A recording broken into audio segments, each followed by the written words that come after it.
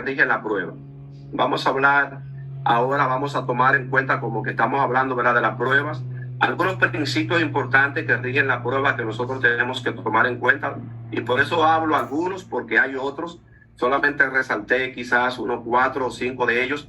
La prueba es importante que cumpla el requisito de principio de libertad probatorio. Por ejemplo, el Código Procesal Penal nuestro, en su artículo 170, así lo establece. Este principio de libertad probatorio lo que establece es que las partes tienen derecho de probar lo que se le está indilgando. En algunas ocasiones el faldo de las pruebas se invierte, ¿verdad? En otras ocasiones no, ¿verdad? Corresponden a una de las partes probar el hecho por el cual se le está acusando.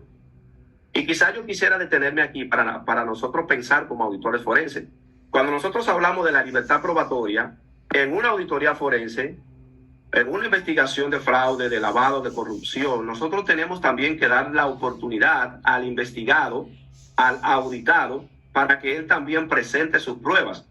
Porque normalmente a veces el auditor va con la mentalidad de que no, yo voy a encontrar el fraude y voy a hacerlo como sea. Pero yo tengo también que escuchar la otra parte, porque posiblemente lo que yo estoy viendo no es la verdad, no es la realidad.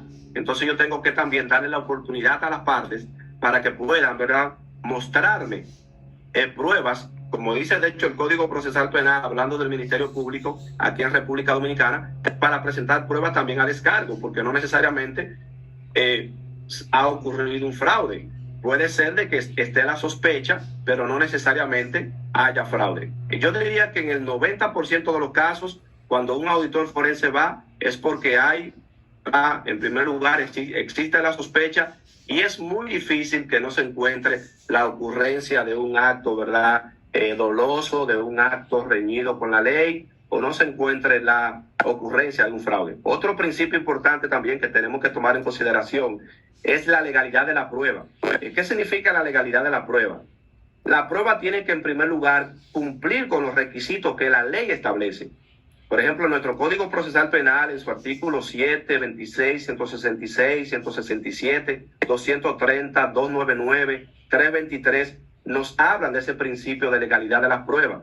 O sea, yo no puedo violentar los principios de legalidad que establecen los códigos. Igual en El Salvador, en Honduras, en Nicaragua, en Panamá, que tenemos compañeros de Panamá que también nos acompañan en esta noche. Yo tengo que ceñirme a ese principio de legalidad de las pruebas. Igual también la valoración de la prueba. Y sobre todo este principio, yo lo veo de dos formas. En este caso, ¿verdad?, que estamos hablando del Código Procesal Penal, está hablando de el juez que va a valorar si realmente esas pruebas pasan el filtro procesal, ¿verdad?, de la legalidad, de la licitud y demás. Pero también nosotros, como auditores forenses, cuando estamos haciendo una auditoría, tenemos que ponderar si esa prueba cumple con los requisitos, si esa evidencia que nosotros estamos colectando en ese momento realmente tiene valor probatorio. Porque muchas veces, nosotros a veces queremos incluir cosas en nuestro peritaje que no tienen que ver absolutamente nada con el caso, pero también que mucho menos es fraude, es corrupción, es lavado.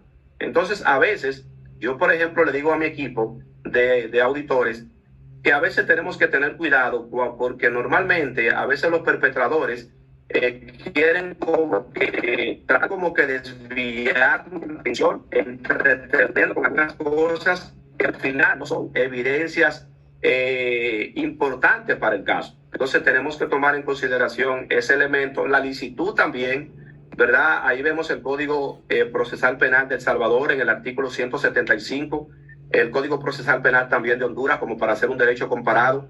En su artículo 94, el Código Procesal igual también de Guatemala, en su artículo 183, nos habla de la licitud de la prueba. Este principio de licitud de la prueba está muy ligado a lo que es la legalidad de la prueba.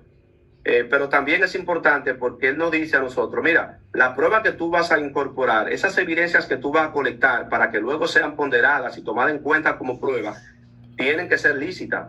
O sea, por ejemplo, en un proceso de entrevista, yo no puedo hacer una entrevista como si yo estuviera haciendo un interrogatorio.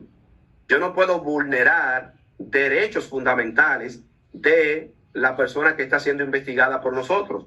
Nosotros tenemos que ceñirnos a ese principio de licitud. Yo no puedo falsear un documento, yo no puedo